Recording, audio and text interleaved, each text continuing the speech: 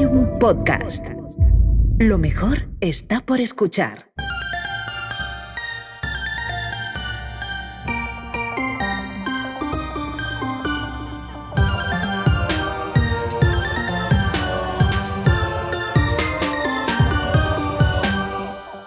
Hola, Ana. Hola, Carmen, ¿qué tal? ¿Cómo estás? A ver, es que estamos bilocadas. Eso es terrorífico. Eso es siempre un disgusto. Estamos bilocadas, tú estás en horario España, estás en Madrid, estás en nuestra celdita de grabación de allí. Te veo, pero yo estoy en Nueva York y estoy en horario desayuno. Claro que has desayunado. Entonces, ¿Te has desayunado? Dime que sí, por favor. no, sabes que no. Sabes que Carmen. no me ha dado tiempo, no ha habido manera, ha sido un despertar muy atropellado. Me daba mucha ansiedad la preparación de esta grabación, la maquinita a distancia, todo eso. Entonces, pero me he hecho un matcha. Eso Bien, sí. por lo menos Bueno, los líquidos. me lo ha hecho mi novia, ni siquiera he sido yo. Bueno, no pasa Y, nada. y me he metido en la boca luego unas 3 nueces normales y 2 nueces de macadamia. Mira, Eso es te un encantan. lujo. Las nueces de macadamia me recuerdan muchísimo a ti, porque sé Me que te gusta, pues encantan. me las compro una vez al año, no creas. Ah, pues yo las asocio mucho a tu persona. Porque me gustan muchísimo. Y he comido 2 y un trocito de chocolate. O sea que, bueno, Ah, bueno, no bien. sé si cuenta como desayuno, pero bueno. Yo te iba a preguntar cómo estás, pero te tengo que decir que tienes buenísima cara, o sea que sospecho que muy bien. Me imagino que eso quiere decir que has comido algo, alguna exquisitez. Pues no daba yo mucho por la comida de hoy porque no he bajado al supermercado, pero finalmente tenía cosas en la nevera y he hecho un arroz integral. O sea, he puesto a macerar un lomito de salmón en miso, limón y salsa de soja y luego eso lo he salteado el lomito de salmón con arroz integral, un pimiento verde, un pimiento rojo y unas gambitas y un Mira, poquito de chile. Y estaba, la verdad, he puesto literalmente todo lo que me quedaba en la nevera. pues genial. Y Tengo que decir que el paso de macerar, incluir en tu comida del día, el paso de macerar es de tener muchísima fe en la vida y ha como sido mucha macerar, pero una disposición. maceración muy rápida, es una maceración de lo que tardaba en hacerse el arroz. O sea, no ha sido una Bueno, cosa bueno, premeditada. yo creo que cuenta. Y En luego fin, me parece que hay de postre, de claro. postre me he tomado un yogur con miel y como 4 o 5 moras y un cuadradito de chocolate. Cuánta finura gastronómica, Ana, menudo regalito para el paladar. Yo noto que ya has decidido comer con las papilas gustativas de alguien, pues de alguien que quiere obsequiarse con lo selecto, con las papilas gustativas de alguien, no sé, que acostumbra a lo mejor a ir a la ópera. A ver, qué casualidad que digas esto, Carmen. Qué ojo clínico, porque justo he tenido la inmensa suerte de ver uno de los ensayos de María Estuarda en el Teatro Real. Sabía yo que algo de toda esta exquisitez escénica te había tenido que permear el morrito culinario. Yo es que lo sabía. María Estuarda, Amigas, es una nueva producción del Teatro Real de Madrid en colaboración con el Gran Teatre del Liceu, Donizetti Ópera Festival Bergama, la Monnaie de Mont de Bruselas, pido perdón por las pronunciaciones, y la Ópera Nacional de Finlandia.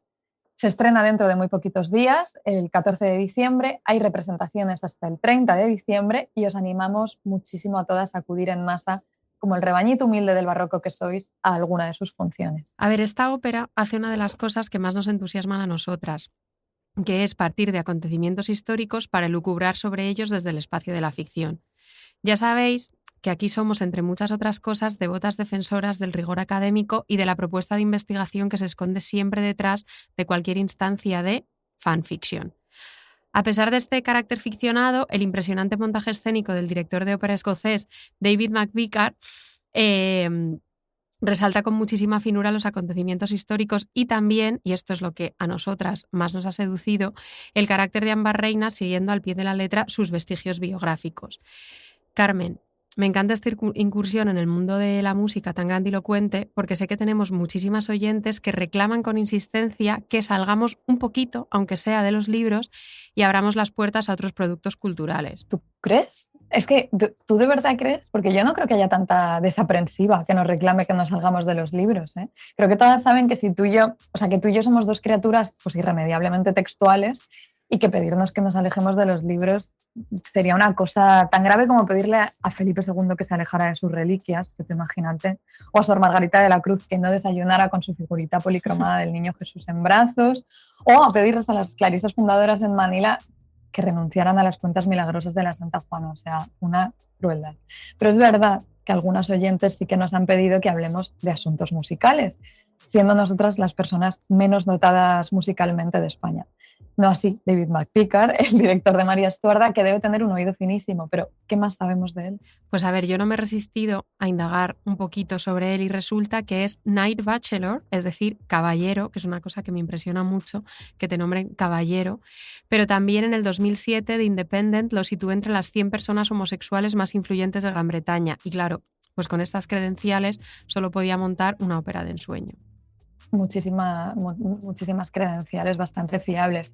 Insistimos además en que es un montaje muy afín a nosotras, bueno, toda esta producción, porque ya sabéis que somos rigurosísimas, pero que a la vez, y sin contradicciones de por medio, somos muy inclinadas, como decíamos, a un buen ejercicio de fanfiction, o sea, mucho. Y es que para contrarrestar pues, los silencios del archivo, la fatalidad a menudo tiránica del pasado, pues muchas veces surge resguardarse en los recovecos de la ilusión. Porque de algo hay que vivir y las genealogías celebratorias no se construyen sin un poquito de fanfiction. Pero claro, una cosa que hay que saber es que da exactamente igual que hagas fanfiction en el siglo XIX o en el siglo XXI, que a menudo se recibe con ceños fruncidos y aspavientos por parte de las audiencias. María Estuarda es una ópera trágica del italiano Gaetano Donizetti, basada en una obra de teatro del alemán ya impostarlo es más difícil, de Friedrich Schiller, que se estrenó en la Scala de Milán el 30 de diciembre de 1835. Las licencias históricas pues no hicieron ninguna gracia y la ópera fue brutalmente censurada. Como nosotras somos bastante más irrelevantes que Donizetti en el panorama operístico de la Italia del siglo XIX, nuestros fanfictions más célebres pues, se han recibido con muchísima más benevolencia. Porque nosotras, pues a partir de silencios que nosotras percibimos como deliberadas omisiones del archivo, pues hemos urdido algunas recreaciones históricas que si nos escucháis con la devoción que merecemos os las sabéis, como por ejemplo Felipe II y el Jerónimo Fray José de Sigüenza pasando tórridas tardes entre las reliquias del Escorial, o Ana de Jesús y Beatriz de la Concepción suspirando por algo más que una codependencia amistosa en sus conventos carmelitas de los Países Bajos. El momento cruising del Escorial yo creo que es sin duda nuestro fanfiction más memorable. Una persona una vez me lo recitó en Londres. Es fuerte eso. No era un protestante mohoso, que de pronto le dieran por ahí. Era alguien pues, que pululaba por el Festival de Literatura Queer en Español del año pasado y eso hizo, pero bueno, esa es otra historia. La perlita fanfiction de este montaje de María Estuarda, del escocés David McVicar, hemos pronunciado muchísimas veces David McVicar y aún así me atropello un poco. Todas las que se merece. Pues la perlita suya, bueno, y de María Estuarda es que la reina María Estuardo de Escocia y su archienemiga, la reina Isabel I de Inglaterra, que nunca coincidieron realmente en el espacio-tiempo, aquí por fin se encuentran. A ver, yo me pongo nerviosa de imaginarlo. Voy a hacer un pequeño momento de anclaje histórico porque nuestras oyentes deben estar despistadísimas con este repentino acercamiento a la historia británica que estamos teniendo. Normal. Os juramos que la ocasión lo merece. Preparaos. La enemistad entre María I de Escocia, católica, e Isabel I de Inglaterra, protestante mohosa, es uno de los episodios más espeluznantes y fascinantes de la historia europea. La verdad es que los británicos tuvieron un siglo XVI bastante movidito, con mucha pelea sucesoria, encarcelamientos de por medio, un poco de todo. Nos vamos a desgranar ahora la estirpe genealógica de toda esta gente porque se nos hace bastante bola, tampoco es que nos la sepamos al dedillo, pero nos tenéis que creer si os decimos que María Estuardo era la segunda en la sucesión al trono inglés detrás de su prima Isabel, hija de Enrique VIII y Ana Bolena y fanática protestante. Eso es, vosotros nos tenéis que creer siempre. La de María Estuardo e Isabel I es una de las enemistades femeninas pues, más icónicas de la historia y no podíamos no dedicarle un episodio por fin, porque está en la enemistad, a ver, mis enemistades favoritas, creo, las que me vinieron a la cabeza así primero. La enemistad de Kim Cattrall y Sarah Jessica Parker, que no fue pequeña. Fue fortísima esa. Y lo sigue siendo. La de Joan Crawford y Bette Davis, que hay una serie, ¿tú te la viste? La no es la de... Sí que me la vi con Nerea, ¿cómo se llamaba? Es que no me acuerdo cómo se llamaba, no me acuerdo. Feud me está diciendo Jesús Feud, Blanquiño, eso, que siempre hace eso. los apuntes que hacen falta. Me gustó, ¿eh? Menos mal que tenemos ahí a Jesús. Luego, la de Paris Hilton y Lindsay Lohan, que está, también la tenemos muy cercana últimamente porque la hemos ido revisando Por por cosas de la vida que no vamos a desvelar ahora, tenemos muy cercana la enemistad entre Sí. Paris Hilton y Lindsay Lohan. Lo descubriréis más pronto que tarde. Que es una amistad, una enemistad redimida, porque bueno, ahora mismo ahora se hablan. En fin, y luego muy de cerca en el ranking, la de Isabel I y María Estuardo. Voy a pronunciar un nombre, Ana, que no te esperas. A ver, pronúncialo. No sé si sabré, pero allá voy. Stefan Zweig. ¿Me dejas? O sea, ¿lo puedes decir otra vez? Stefan Zweig. Me dejas absolutamente boquiseca. Lo sé, lo sé. A ver, me perturba escucharte pronunciar un nombre que no sea algo parecido a María de San José, Juana de la Cruz o Úrsula Suárez. De ahí, pues mi sorpresa momentánea. Pero en realidad yo sé que Carmen trae hoy a Stefan Zweig a este podcast porque este escritor austriaco que hizo carrera literaria a principios del siglo XX publicó en 1935 una biografía de María Estuardo. Eso es. Pues para mí, Stefan Zweig claro, había sido siempre ese escritor, pues que, ay, no sé, como que en 2010 o por ahí te recomendaban gente, hombres, a los que después les han acabado haciendo un Me Too, por ejemplo. Era ese escritor que leías por ahí que había inspirado películas de Wes Anderson. O sea, era ese escritor que yo hasta ahora había logrado ignorar por completo, pues porque la gente que me lo aconsejaba me caía mal y porque, bueno, claro, había muchísima monja que leer. Hasta ahora. Hasta la biografía de María Estuardo. ¿Dirías, Carmen, que computa como lectura de playa? Sí, yo creo que la podemos categorizar como lectura de playa. Claro, a ver, tú y yo hemos categorizado aquí como lectura de playa, o sea, cositas tan llevaderas como la geografía de Juana de la Cruz, los ejercicios espirituales de Loyola o las cartas de Santa Teresa. Primera mención. Sí. Pero de verdad, esta biografía es muy entretenida, muy aconsejable para las noches, yo diría, aunque solo sea por el placer de subrayar con trazo súper grueso pues todos esos párrafos en los que te gustaría agarrar a Stefan de los hombros, zarandearlo y decirle, Stefan, ya basta, Stefan, no sigas. Claro, a ver, nosotras jamás, y vosotras, jamás le gritaríamos a la Agustina Recoleta María de San José en sus 9 tomos de autobiografía, ya basta, pero a Stefan Zweig es que de verdad te lo pide el cuerpo, te brota solo. Carmen, Ana, te voy a hacer una pregunta. ¿Cuál es el párrafo de la biografía que con más inquina has subrayado? pues mira, te lo voy a leer. Espero que estéis todas preparadas porque, bueno, es un fragmentito en el que Stefan, el amigo Stefan, está hablando de Isabel y María, enemigas íntimas, y dice, ese enfrentamiento en el espacio, en el tiempo y en sus figuras sería grandioso de no ser tan miserablemente mezquina la forma en que se libró, porque a pesar de su espléndida talla, esas dos mujeres siguen siendo mujeres. No pueden superar las debilidades de su sexo a la hora de librar sus enemistades de manera mezquina y traicionera en vez de sincera. Si en vez de María Estuardo e Isabel se enfrentaran dos hombres, dos reyes, enseguida se produciría un abierto combate, una guerra clara. La pretensión se enfrentaría abrupta a la pretensión, el valor al valor. En cambio, el conflicto entre Isabel y María Estuardo se sustrae a esta clara y varonil sinceridad. Es una pelea entre gatas, un acecharse y vigilarse con las garras escondidas, un juego traicionero y deshonesto. Durante un cuarto de siglo, estas mujeres se han mentido y engañado incesantemente, sin engañarse en realidad ni por un instante. Nunca se miran a los ojos de frente. Nunca su odio se hace abierto, cierto y claro. Se saludan y cubren de buenos deseos, entre sonrisas, adulaciones e hipocresías, mientras cada una de ellas mantiene el cuchillo a la espalda. No, la crónica de la guerra entre Isabel y María Estuardo no presenta batallas dignas de la Ilíada, situaciones gloriosas. No es un poema épico, sino un pérfido capítulo de Maquiavelo, sin duda muy excitante desde el punto de vista psicológico, pero moralmente repugnante, porque es una intriga de 20 años y nunca una lucha sincera y sonora. Carmen, socorro. A ver, cuando estábamos haciendo el guión, Carmen me dejó una notita aquí que ponía too much to unpack. Y es que es absolutamente too much to unpack. La vida de Zweig es tragiquísima, pero esto es inaceptable. Pelea entre gatas. A pesar de su espléndida talla, esas dos mujeres siguen siendo mujeres. Yo he visto, porque ya me he leído yo la Wikipedia de Stefan Zweig, que en sus años viviendo en Chile se hizo muy amiga de Gabriela Mistral y he deseado fuertemente que nunca tuviera que leer la pobre estas barrabasadas misóginas, porque pobrecita. Ojalá que no, pobre Gabriela. He de decir que estas barrabasadas misóginas enganchan, ¿eh? Como que te quedas ahí como queriendo que te dé la siguiente en realidad. Pero bueno, en este episodio la idea es llevar muchísimo la contraria a Stefan, devolviendo toda la envergadura política, estratégica y emotiva de esta enemistad que tan tergiversada ha quedado pues, a los miopísimos ojos de la épica. Porque ¿quién quiere épica teniendo las secuelas geopolíticas, dinásticas y culturales de dos enemigas íntimas divididas por asuntos religiosos y sucesorios? O sea, ¿quién quiere lo aparatoso de la épica teniendo los delicados laberintos de una hostilidad, pero también de una fascinación mutua sostenidas durante décadas? Así que acompañadnos, amigas, por este reguero de tucanes bordados, labores de manos, posesiones inalienables, regalos carísimos, pimpinelas belcantistas y la de sobra conocida condescendencia de los cronistas de nuestros siglos más favoritos.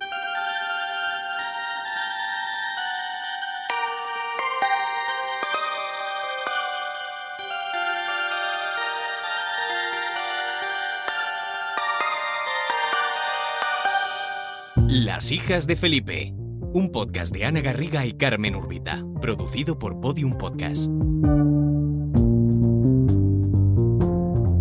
Todo lo que te está pasando a ti ya le pasó a alguien en los siglos XVI y XVII.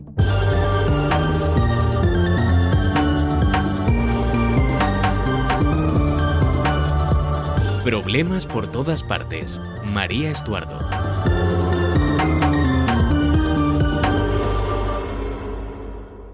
Carmen, te eché muchísimo de menos viendo el ensayo de la ópera porque te hubiera necesitado a mi lado para apretarnos las manos como las noveleras que somos en el momento en el que tiene lugar la confrontación ficticia entre María e Isabel.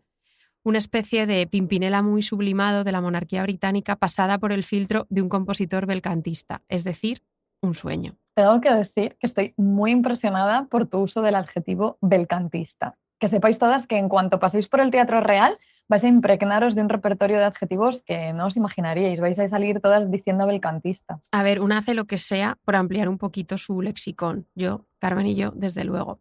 A ver, el punto álgido de la pelea entre gatas, y ya, pero no voy a repetir este chiste porque de verdad es terrorífico, tiene lugar cuando María le increpa a Isabel. ¿Lo puedes leer tú en italiano, Carmen, que eres la italianista de este podcast?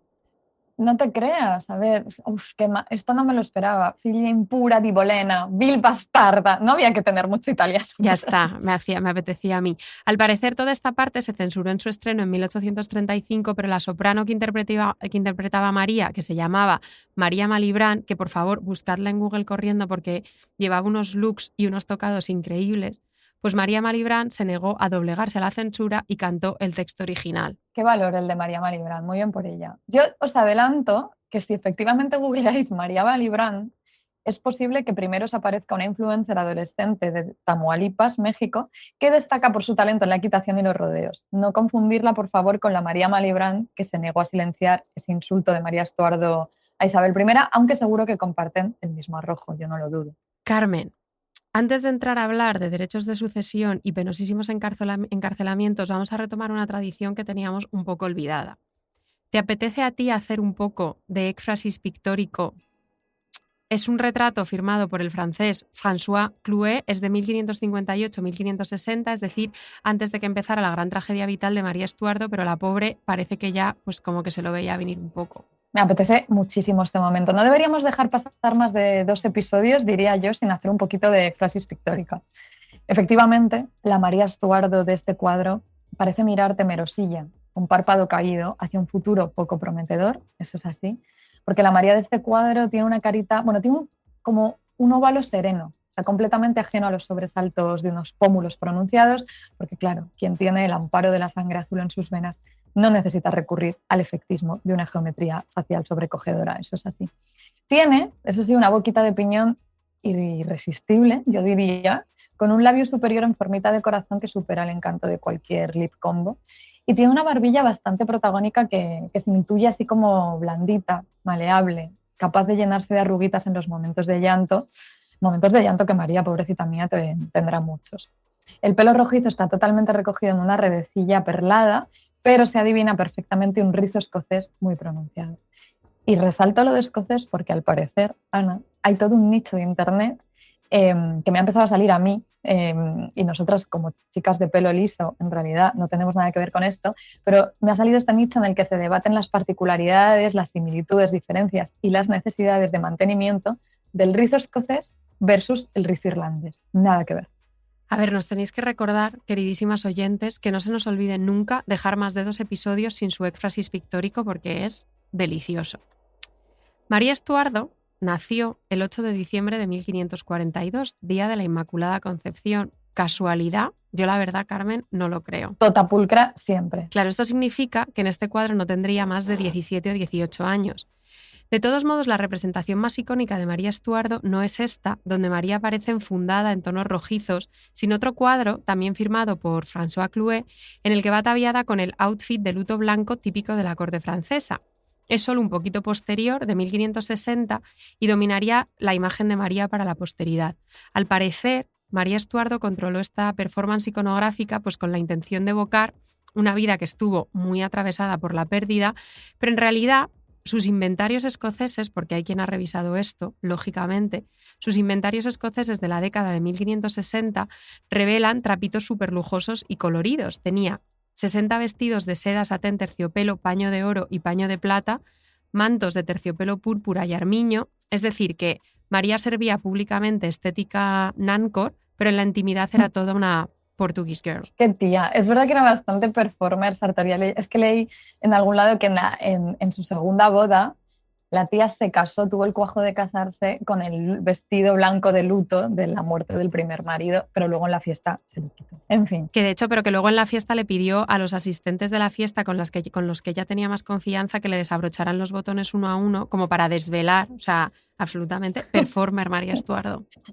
Hizo un reveal la tía, en fin. En estos 2 posados para Clouet, María pues era esto, una pipiola todavía y le quedaba lo más intenso y tragiquísimo de su vida aún por recorrer, pero ya había tenido más de un sobresalto, porque en 1542, con solo 6 días de vida, solo 6 días, muere su padre Jacobo V y María se convierte en reina de Escocia, en un pequeño bebé jefazo que no iba a tener una existencia tan espléndida ni tan regalada como el bebé jefazo del que hablamos mucho, no sé por qué, que es Blue Ivy, la hija de Beyoncé y Jay-Z, a la que nada más nacer regalaron, recordemos, un caballo. De esto hablamos en el episodio de los regalos, de la economía del regalo. Le regalaron un caballito balancín de oro de más de $600.000 y no puedo nunca olvidar ese regalo ni ese ácido. En fin, María tuvo opulencia temprana, pero también sobresaltos prematuros. Tuvo muchísimo ajetreo porque su condición de mujer de la realeza europea la reducía a una suerte de incubadora dinástica muy disputada. Eso era así. Enrique VIII la quería casar con su hijo Eduardo VI, pero Escocia estaba más decidida a acercarse a Francia para buscar cobijo ante Inglaterra y no quiso ceder. Bueno, por si se os ha olvidado este dato, amiga, recordemos que Enrique VIII fue un decapitador de esposas reincidente, entonces obviamente no iba a quedarse de brazos cruzados ante la negativa de Escocia e inició lo que se ha dado en llamar, esto me parece increíble, el cortejo a la inglesa. O sea, que venía a ser una campaña militar para conseguir por la fuerza que María se casara con su hijo. Pero todo esto, a la pobre, pues no sé, se le veían caer las muñecas de las manos cada vez que todo el entourage cortesano la agarraba para correr a esconderla en cámaras subterráneas y monasterio, porque las redadas inglesas querían directamente secuestrarla. O sea, la existencia, de verdad, he sufrido muchísimo preparando este guión porque me produce muchísimo desasosiego la vida de María Estuardo. O sea, es una tras otra, o sea, no le daban tregua. En 1558 murió María I de Inglaterra, última reina católica de Inglaterra, y le sucedió Isabel I, a la que sé que todas, como nosotras, pues solo podéis imaginar con la carita prístina de Kate Blanchett y una peluca pelirroja. En medio de todo este ajetreo dinástico, María Estuardo se casa con Francisco II de Francia y cuando queda viuda en 1560 regresa a Escocia decidida a encauzar aquel país que pues estaba, la verdad, bastante manga por hombro. Ojo, Francisco II da bastante lastimita. Era un crío cuando los casaron y hay un retrato de los dos en el que, buscadlo, porque él aparece coronado y todo peripuesto con su manto real de armiño, pero es que ni así puede dejar de parecer pues, un monaguillo al que se le han subido los coloretes con el vino, o un preadolescente vigilado por su esposa María, más bien, que parece la au pair. Claro, a ver, yo debo decir que mi fuerte compromiso con hacerme con todas las menudencias de este affair en tiempo récord, anoche me puse la peli Mary Queen of Scots, que es espantosa. Y la María Stuart, interpretada por Saoirse Ronan, o como se pronuncie, no para de insinuar que Francisco II no logró cumplir de puro nervio con sus deberes maritales. Entonces tu lectura del cuadro ha sido más que correcta. Claro, he de decir que Stefan también está muy empeñado en insinuar esa posibilidad. El pobre, luego tenemos que hablar de esta película en algún, porque quiero saber por qué te pareció tan horrorosa. Yo es que la vi hace años y no me acuerdo bien, pero bueno. Se le murió enseguida Francisco. Francisco se murió, no le duró nada, pero a juzgar por unos versos que le dedicó a su muerte, lo quiso mucho. A la manera en la que una au pair quiere al niño al que cuida, me imagino. ¿Te los puedo leer? Adelante. Sin cesar siente mi corazón el pesar de un ausente. Si a veces a los cielos se dirige mi vista, los dulces rasgos de sus ojos veo en una nube. De repente le veo en el agua como en un sepulcro. Si estoy descansando adormecida en mi cama, siento que me toca. Durante la labor, en mi recogimiento, siempre está cerca de mí. Es bonito. Es bonito, pero yo en el momento en que lo leí me pareció más emocionante. Ahora me está pareciendo que le aburría muchísimo y que algo tenía que decir. En fin, la vida sigue y María tuvo que irse de Francia y regresar a una Escocia que apenas recordaba ya, claro. Claro, y en Escocia había un grupito súper follonero de nobles protestantes conocidos como los lores de la congregación, o sea, atención al nombre, que no hacía más que crecer intentando imponer la religión anglicana en Escocia y fomentar una alianza con Inglaterra. Vamos a llegar a lo íntimo, de verdad, ¿eh? O sea, estamos en la épica y vamos a ir descendiendo hasta la intimidad. Cuando María, que la verdad, pues yo me la imagino como una persona súper sensible que solo quería estar componiendo poesías en francés, rezando el rosario y bordando tapetitos mientras contemplaba el atardecer, pues claro, cuando se encontró con esas tensiones bélicas, casi bélicas, pues se desmoronó. En 1565 se casó con su primo hermano, el católico Lord Darnley, creyendo que así aumentaban sus posibilidades de reclamar la corona inglesa. Claro, según nuestro querido Stefan, en realidad María eligió a Darnley porque se enamoró perdidamente de él. Esa es su teoría. Bueno, más bien sugiere que el inglés logró despertar un apetito sexual que su marido Francisco II pues nunca había alborotado demasiado. Lo curioso no es que Stefan Zweig opaque el peso político de la decisión matrimonial de María, porque eso, amigas, es más bien de esperar. Lo que yo no me puedo quitar de la cabeza es que, tal y como lo describe Stefan, Lord Darnley es todo un twink, un jovencito perfecta y angelicalmente homosexual, lo juro. Dice él: a María Estuardo, este joven no le es completamente desconocido. Hace 4 años, cuando tenía 15, había ido a Francia para llevar a la cámara oscura del duelo blanco las condolencias de su madre. Pero desde entonces ha crecido hasta convertirse en un muchacho esbelto, fuerte, rubio, con un rostro femeninamente liso y lampiño, pero también de una belleza femenina, desde el que 2 grandes y redondos ojos de niño miran algo inseguros hacia el mundo.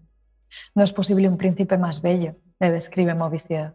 Y también la joven reina le declara al chico más simpático y mejor proporcionado que jamás ha visto. Más hábil de lo que cabía esperar en él, representa el papel de pretendiente no solo ante María Estuardo, sino ante todo el mundo. Por una parte, hace amistad con David Riccio, el nuevo secretario privado de la reina y hombre de confianza de la Contrarreforma. Durante el día juegan juntos a la pelota. Por las noches duermen en su misma cama. A ver, esto también aparece escandalosamente en la película. A Isabel I esta alianza de católicos pues no le hizo ninguna gracia. Para sorpresa de nadie, este twink, en apariencia dulcísimo, al final resultó ser un hooligan violentísimo que le hacía la vida imposible a María y que no hay retrato de la época, la verdad, en que no salga la pobre con unas ojeras terroríficas. Aquí empieza una etapa de muchísimo culebrón amoroso y político que incluye el asesinato de David Riccio a manos de 50 escoceses liderados por un Lord Darnley enfurecido de celos inventados, una cosa horrible, y que acaba con la pobre María teniendo que abdicar la corona en su hijo Jacobo de 1 año de edad y viéndose obligada a huir a Inglaterra en busca de refugio en su prima Isabel. Claro, cuando llegó a Inglaterra, su prima, que llevaba tiempo viéndola como una amenaza a su autoridad, la puso bajo arresto domiciliario sin ni siquiera acceder a verla.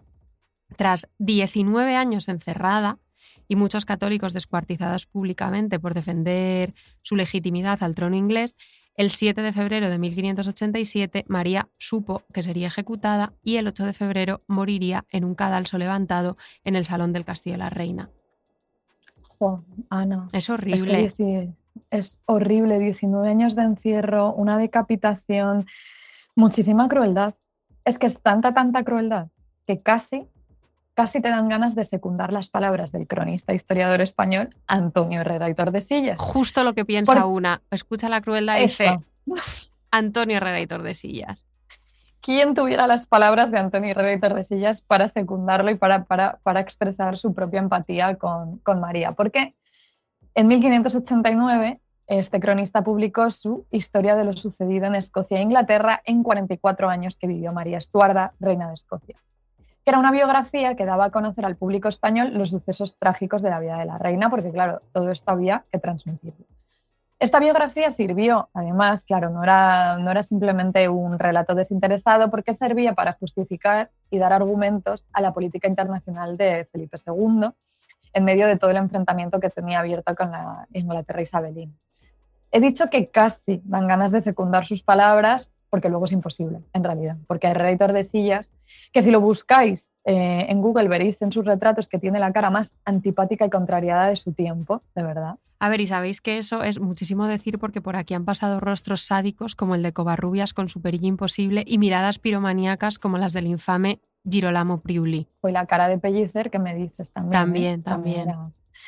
Pues en fin, además de la cara que tiene de pocos amigos, le rezuma la misoginia por todos sus poros de cronista atormentado. Porque mirad, de Isabel I dice: en fin, esta cruelísima mujer verificó el dicho de aquel sabio que probaba que aunque la piedad era un afecto común y propio al seno de las mujeres, no se podía hallar más cruel animal que una mujer vieja que hubiese gastado el curso de su vida en maldades y disoluciones, viéndose por experiencia que las mujeres que siguen los ejércitos son más crueles que los hombres bárbaros armados, los cuales se suelen contentar con tener rendido a sus enemigos, pero estas tales, despojando los cuerpos medio vivos indiferentemente, despedazan a amigos y a enemigos. Bueno, Antonio, perdona, pero esa es tu opinión. Lo que Antonio Herrera y Tordesillas quería era responder como fuera a los escritos del escocés George Buchanan, al que llama el más falso y mentiroso historiador del mundo y grandísimo hereje, porque no paraba de lanzar muchísimo hate contra María Stuart y contra el catolicismo. A la pobre María la había llamado esposa degenerada, nueva Medea, envenenadora y asesina de su esposo, adúltera, o sea, no daba ninguna tregua. Y para contrarrestar todo este odio contra María, pues Herrera y Tordesillas intenta ayudar, decide hacer lo mismo contra Isabel, a la que pone pues finísima, como una mujer impía y manipuladora, un absoluto monstruo. Dice que no solamente ha revuelto a la Gran Bretaña, pero extendiendo fuera de ella su diabólico furor, ha desasosegado a sus vecinos, con los cuales, si pudiera, hubiera hecho lo mismo que hizo con María, por lo cual la debemos comparar con Busín, que recibía en su casa y hospedaba a los hombres para después sacrificarlos, y con Diomedes, que mostró a sus caballos a comer carne humana para que despedazasen a sus huéspedes, y al fin le castigó Hércules y vengó el sacrosanto hospicio violado. Madre de Dios. Wow, muchísimo cuidado, amigas, porque da igual en qué siglo escuches esto, nada le interesa más a cualquier circo mediático que espolear una enemistad femenina. Rencillas nacionales, guerras de religión, maquinaciones políticas y ansiedades dinásticas, en fin, existían un buen puñado de motivos para azuzar ese enfrentamiento entre Isabel y María, pero a menos que corramos al teatro real a ver María Estuarda, nunca sabremos qué se habrían dicho las dos de haberse encontrado, lejos de todo ese ruido, qué podrían haber resuelto. Ana. Carmen. ¿Tú te encerrarías en un cuartito a dialogar con tu enemiga más íntima? O sea, cederías para ser, como dicen las housewives de Beverly Hills, the bigger person. Sabes perfectamente que no. Que una simple mirada de mi enemiga más íntima hace que me suden muchísimo las manos. O sea, yo jamás seré en una enemistad amistosa de bigger person. ¿Tú? Yo tampoco. Risas internas de pensar en las enemigas. Leire lo ha hecho muy bien, Leire le ha echado mucho valor. Yo no creo que fuera nada fácil en ese momento tomar las riendas y ponerse en su lugar. Y le ha echado mucho valor, ha trabajado muchísimo. Y yo creo que a Leire hay que valorarle totalmente todo lo bien que lo ha hecho y que las dos hemos estado ahí, ¿no? Te diré, Ana, que pocas cosas pueden malhumorarme tanto como ver a un señor que es una rata traicionera intentando hacer el teatrillo de mediador entre dos mujeres. Es que no lo soporto. A ver, es que no existe nada peor. O sea, solo a nuestro querido Jerónimo Gracián, Carmelita Descalzo e Ilustre Cautivo le permitimos que ejerciera ese papel de mediador entre María de San José y Santa Teresa. Segunda mención. y según en qué momentos ni siquiera se lo permitimos a Gracián. Claro, a Gracián se lo perdonamos casi todo porque fue bastante incondicional de la santa y porque guardó con su vida uno de sus meñiques, pero bueno, eso es otra historia. Otra historia que quizás os interese más porque nadie se resiste a una devoción amistosa que culmina con un meñique acompañándote como si fuera un Sonny Angel, pero el compromiso con nosotras pues a veces implica dedos convertidos en reliquias y a veces implica triangulaciones dinásticas, chicas, esto es así. A quien no le perdonamos ese afán de triangulación es a Lord Moray. ¿Se dirá así? Lord Moray. Lord Moray. Sí, yo creo que sí. Bueno, este era el hermano ilegítimo de María Estuardo, que siempre que pudo fue una absoluta rata traicionera con su hermana, todo el rato. En cuanto María volvió de Francia y puso su primer pie en Escocia, Moray me escribió a Isabel una carta invitándola a limar asperezas y temores sucesorios para entablar una amistad sincera con su hermana, con María. Mira, te voy a leer un trocito de esta carta y luego me dices cómo de mal te cae Lord Moray en una escala del 1 al 10. Venga.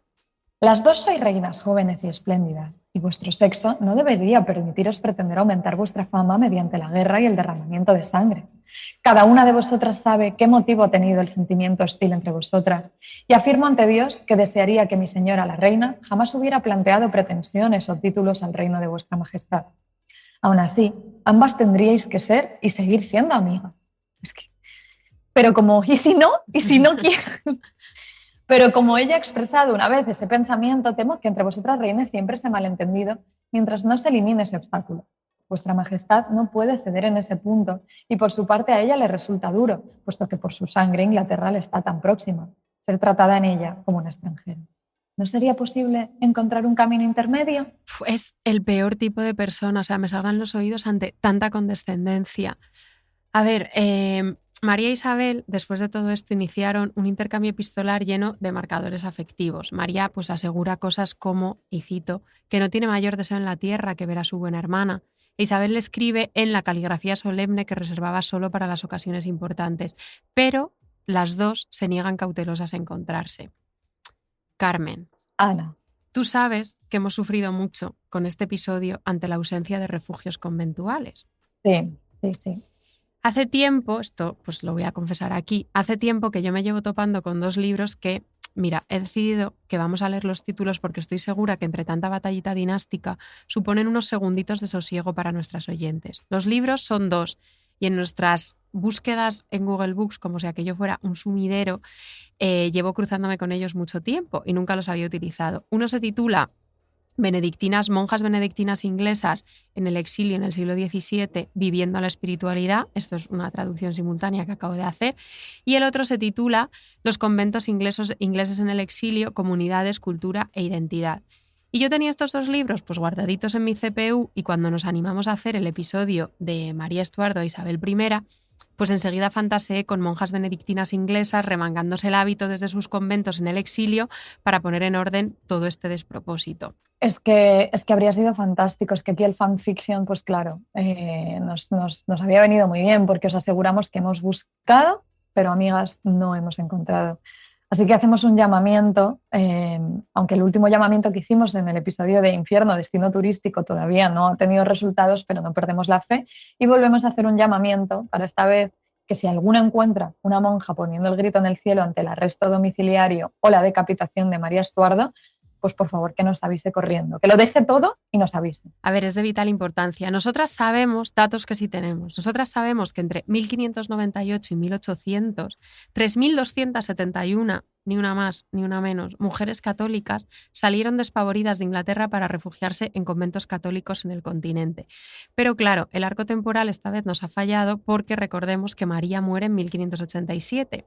Pero lo que sí que hemos sacado en claro es que habrá episodio de monjas exiliadas, eso no lo dudéis. Sí, tiene que venir próximamente. Sí, qué rabia da, cuando los números, los años no te dan. Dices, no, esto en la tesis. Y además da mucha nosotras rabia. somos incapaces de hacer trampas. No, de eso claro, no pasa. nunca. Siempre, fanfiction sí, pero siempre rigor. En fin, nos negábamos, la verdad, a cerrar este episodio sin ahondar en rinconcitos pues más íntimos. Y fue entonces cuando apareció providencialmente no, que Ana lo encontró después de mucho buscar, un libro de Susan Fry titulado Pens and Needles, Women's Textualities in Early Modern England. Claro, que sería algo así como plumas y agujas, textualidades femeninas en la Inglaterra premoderna. El libro es de estos libros que te hace muchísima ilusión encontrar, que te sorprende no haber encontrado antes, y es maravilloso porque analiza en realidad algo muy conventual, que es el self-fashioning y la búsqueda de autoridad creativa de las mujeres de nuestros siglos más favoritos a partir de la reinvención de tareas tradicionalmente femeninas y casi siempre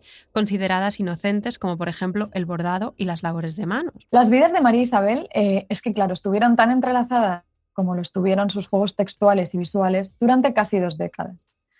Porque bajo la lógica del regalo, las dos se esmeraron en crear lo que la antropóloga Annette Weiner ha llamado posesiones inalienables. Esto lo vamos a utilizar muchísimo a partir de ahora. O sea, sin parar. Sin parar, posesiones inalienables para arriba, posesiones inalienables para abajo. ¿Qué eran? Pues objetos que por mucho que se intercambien, siempre representan simbólicamente a la persona o al grupo que los creó, siempre. O sea, un poco todos los regalos en realidad, pienso yo. Un poco sí, aunque no lo sé, porque si te regalan un Sony Angel, pues Ya. tampoco, no sé, dice, ¿representa simbólicamente a esa persona o es el momento? No lo sé.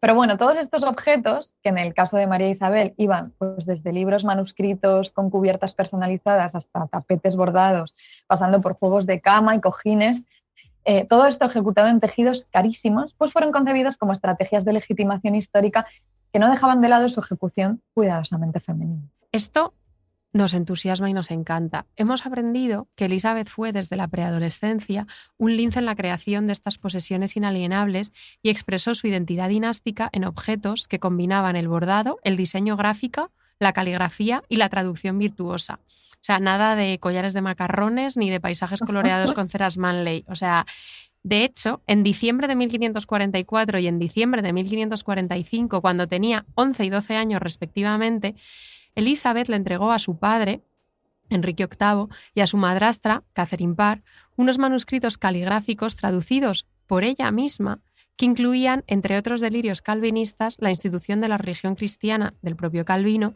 y el espejo del alma pecadora de Margarita de Navarra, y uno de ellos llevaba las iniciales KP, las iniciales de su madrastra, bordadas en la cubierta y un montón de florituras entrelazadas. O sea, una cosa elaboradísima. Qué cosa más bonita. En fin, aunque coqueteara con los trabajos de aguja, me encanta que aquí la llamamos Elizabeth porque, claro, hemos estado leyendo un libro en el que la llamaban Elizabeth, pero es nuestra amiga Isabel, la reina Isabel. Ella era un poco como nosotras, que tenía una imaginación pues, puramente textual. Con 12 años ya razonaba que la invención de las letras me parece la más inteligente, excelente e ingeniosa de todas las invenciones. El medio idóneo para conocer, decía, perfectamente la imagen de la mente, las astucias y el entendimiento del hombre, decía del hombre, porque en fin. Pero María, qué repelente, sin embargo, vigilada por cientos de miradas que sabía que iban a hacer todo lo que pudieran por encontrar una palabra fuera de lugar para poder acusarla de traición. Entonces ella se volcó durante sus años de confinamiento en la confección de textualidades visuales con 3 objetivos. O sea, primero, ella quería conseguir que Isabel accediera a verla, ella estaba empeñada en reunirse con ella. Segundo, poder comunicarse con su propio hijo, James, al que había dejado en Escocia. Y tercero, como fuera, claro, lo más importante, salir de ese arresto domiciliario. Claro, o sea, normal que quisiera que Isabel accediera a verla, porque es que me parece, sinceramente, lo mínimo, que se dignen a visitarte, pero bueno, no sucedió. Carmen, yo te voy a hacer otra pregunta.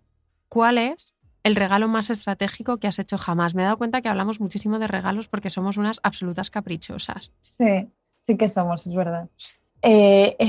No tengo una buena respuesta, no sé si he hecho alguna vez un regalo. Bueno, una vez, supongo que esto convalida como regalo estratégico, regalé a mis padres, era mi cumpleaños, pero yo les regalé a ellos una noche en un hotel, en un pueblo de Madrid o algo así, para quedarme con la casa. Eso es bastante estratégico, la verdad. Sí, eso es bastante. ¿Tú has hecho algún regalo muy estratégico?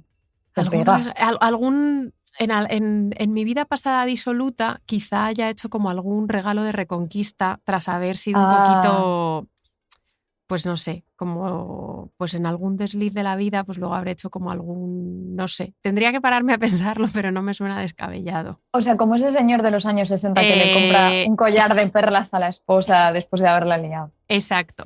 A ver, corramos un tupido velo, nada de esto.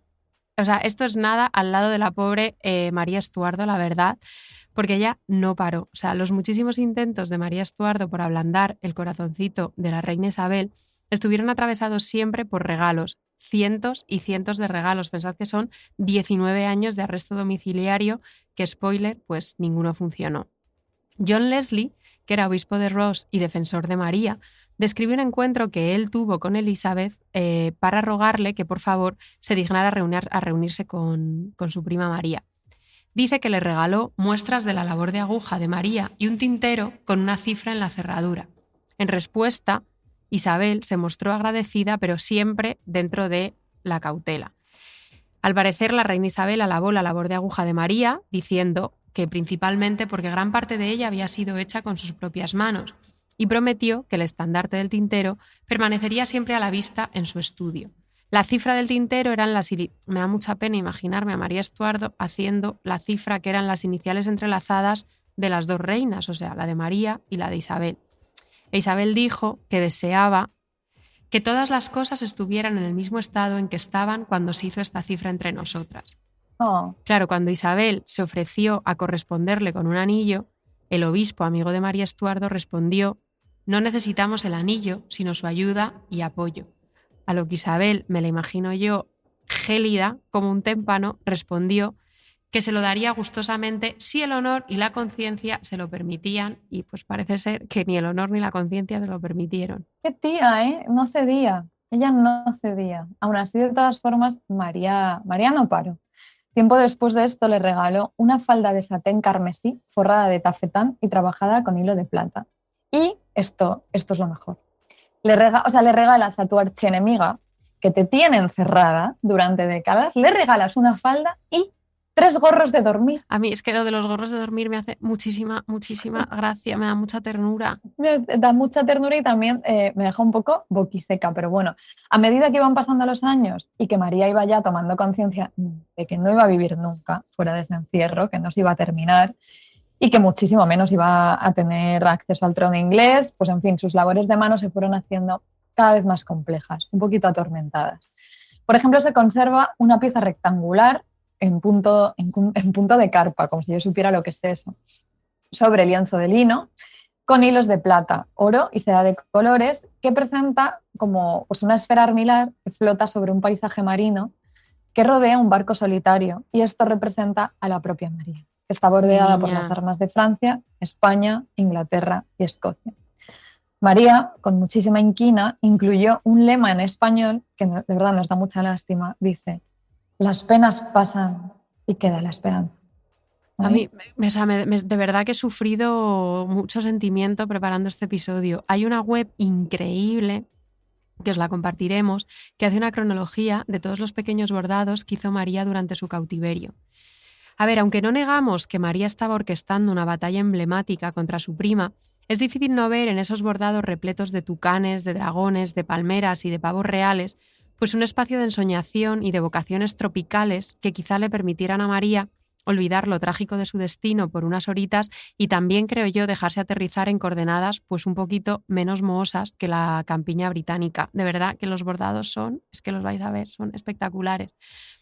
Bueno, a medida que los bordados proliferaban, los servicios de inteligencia ingleses empezaron a sospechar que quizás todo aquello fuera algo más que un pasatiempo y que todos esos trocitos de tela estuvieran cargados en realidad de significados políticos. En 1569, cuando Nicholas White, que era uno de los secuaces de la reina Isabel, visitó a María, le escribió a William Cecil, que era el consejero de Estado de la reina Isabel, una carta expresando su malestar por las labores costureras de María. O sea, lo de ver a María cosiendo, él decía, esta mujer... Pero es que ni coser la dejaba. Nada, o sea, ¿qué está tramando? Entonces, claro, cuando Nicholas White le preguntó a María Estuardo que qué hacía cuando no podía salir al exterior, María respondió: todo el día trabajo con mi aguja y la diversidad de colores hace que el trabajo me parezca menos tedioso y me ejercito en esto tantas horas hasta que el dolor me obliga a abandonar. Tras esto, María se apresuró a señalar que ninguna forma artística servía para comunicar las ideas mejor que las imágenes. A ver, no sabemos, nunca lo sabremos si lo pensaba realmente, pero desde luego María quería retar a Nicholas White porque como buen protestante hacía alardes de iconoclasia, el menudo protestante mohoso iconoclasta. En sus encuentros oficiales con oficiales ingleses, pues como White, María además dejaba asomar ella deliberadamente el cojín sobre el que se sentaba. Esto me encanta. Como quien no quiere la cosa, me enseñaba el cojín. Después de su encuentro, White relató: descubrí esta frase bordada: en mon fond et mon commencement. Mira la tía, que parece Queen Elizabeth ella. Y decía White que es un acertijo que no entiendo. Es que no era muy lúcido el hombre, la verdad, pobrecito. No. Claro, María se apegó muchísimo a esa frase: en mi fin está mi comienzo, no paraba, y al emblema del fénix que había heredado ya de su madre, no era cosa solo suya. María también diseñó con muchísimo cuidado su ropa de cama. Esto es que qué cosa puede dar más gusto que diseñar tu propia ropa de cama, porque además de emblemas como el del fénix, bordados, en el cabecero había pintado una imagen suya arrodillada ante la cruz y su corona, y su cetro a sus pies y sus manos al cielo. Y con el lema Angustiae undique, que aunque no sabemos ni una palabra de latín, creemos, parece ser que significa problemas por todas partes. Tío, a ver, a mí de verdad que he sufrido. Yo soy muy sensible y además estoy premenstrual y me da muchísima tristeza imaginarme a una María Estuardo desquiciada, bordando todo lo que la rodeaba, pues para sentirse arropada por un cariño y una legitimidad genealógica que le habían arrebatado. O sea, me recuerda un poco, salvando por supuesto las distancias, me recuerda un poco a mí cuando en Providence guardaba unas bolsitas del Corte Inglés roñosas para sentir que en realidad pues todavía vivía un poquito en España. Pues a ver, cada una con sus métodos y cada una con sus recursos. Qué lástima eso. Fíjate que yo no sabía que tenías esas bolsitas del Corte Inglés. Sí, cuando me llevaba cosas de Madrid, pues a veces las llevaba en bolsas del Corte Inglés y luego las tenía ahí, y a veces pues me las llevaba como a Whole Foods y así, y hacía yo como mi trampantojo de...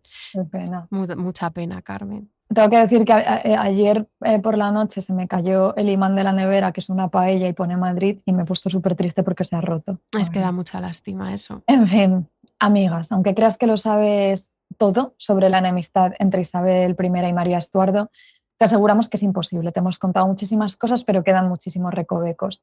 Ninguna relación de nuestros siglos más favoritos tuvo tantas aristas como esta, ni siquiera la de Santa Teresa y María de San José, ni la María de Jesús de Ágreda y Felipe IV, ni Isabel Clara Eugenia y Ana de Jesús. Ninguna. Por eso hacemos un llamamiento para que os acerquéis a ver María Estuarda en el Teatro Real. Y como no hay nada que a nosotras nos admire más que el virtuosismo artístico, queremos dejar aquí registro de sus intérpretes, que además no es la primera vez que se entregan a María Estuarda. La soprano rusa Aigul Akhmetsina, que ya fue Elisabetta en la Ópera Nacional Neerlandesa y en el Teatro di San Carlo de Nápoles, y el tenor español Ismael Jordi, que ya fue Robert Dudley, conde de Leicester, en la Royal Ballet and Opera de Londres. También Silvia Tro Santa Fe fue Elisabetta en Les Arts de Valencia y en la Ópera de Berlín. Además, Lisette Oropesa debuta en el papel de María Estuarda. Sí. Os garantizamos muchísimo disfrute. Corred todas a ver María Estuarda hasta el 30 de diciembre en el Teatro Real de Madrid. Y luego, después, nos bordáis un cojín contando qué tal, y así me llega a mí que no estoy. Hasta dentro de 2 semanas, amigas. And I'm saying this on tape. She hit me last night for no reason, apparently, at my friend's house, and I didn't know she'd be there, and she hit me. She hit me with a drink, poured it all over me, and it hurts, and it's not okay. It's not cool. I'm sorry for everyone that takes it. That's all right. I'm sorry to hear that.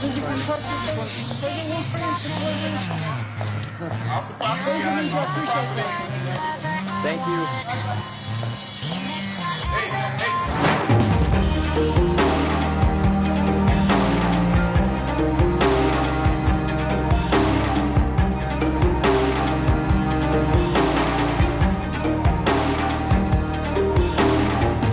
Las hijas de Felipe, una producción de Podium Podcast.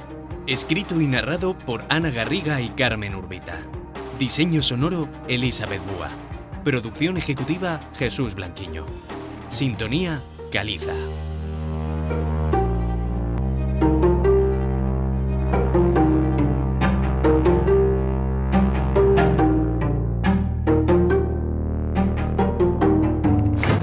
Escucha todos los episodios en Podium Podcast y todas las plataformas de audio.